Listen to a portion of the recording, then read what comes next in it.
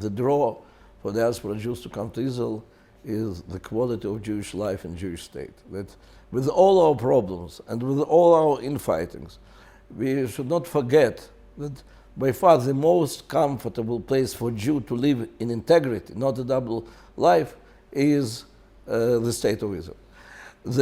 One of the pushing factors from France and from Europe can be the fact that they feel that it's less that type of liberal Europe which they loved.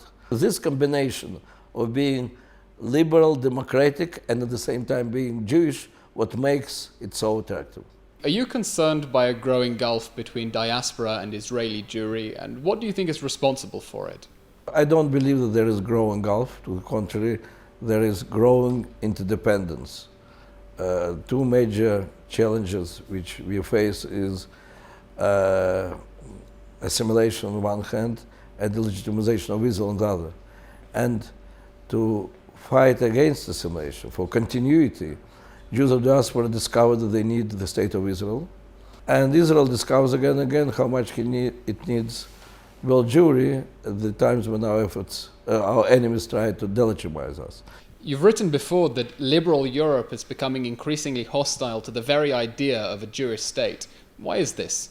Well, that's the result of this policy of multiculturalism, which now it's already 2 generations after the Second World War, when first intellectuals, and then philosophers, then sociologists, and then politicians of Europe decided that in order to have no war, we have to give away our identity, religious identity, national identity. All the wars were because of our differences. Now let's remove these differences.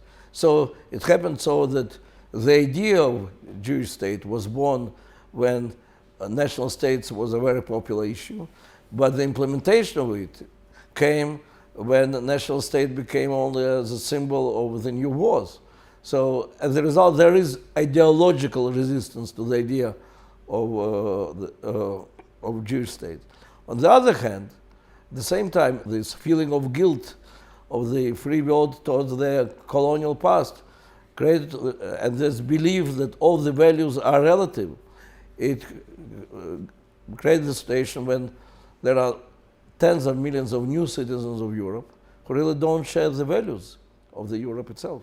This leaves European Jews with a choice, either to join the criticism against Israel or to support it and pay the price. Which way do you think they're going in reality?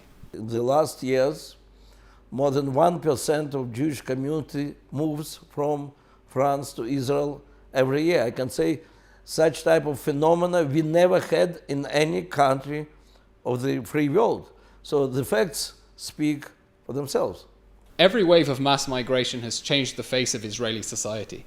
How do you think that a mass migration of Western Jews, in particular from France, might shape Israeli society and in particular its attitudes towards religion and state? Aliyah from France is very much traditional Aliyah. If you compare it with the big wave of Aliyah from the former Soviet Union, where overwhelming majority was absolutely disconnected from anything Jewish. They are all people who feel very close to the tradition, to the history, and to the state of Israel. On the other hand, we should not forget that these are people who are coming from the free world, and I don't think that they would like the fact that there will be too much interference to their private life and the way how they are worshipping. To what extent do you believe that Israel should take into account the beliefs and opinions of diaspora Jewry who aren't citizens in setting its own policy? The state of Israel sees itself as the home for all the Jews. And that's why its top priority must be to make every Jew and every community in the world to feel here at home.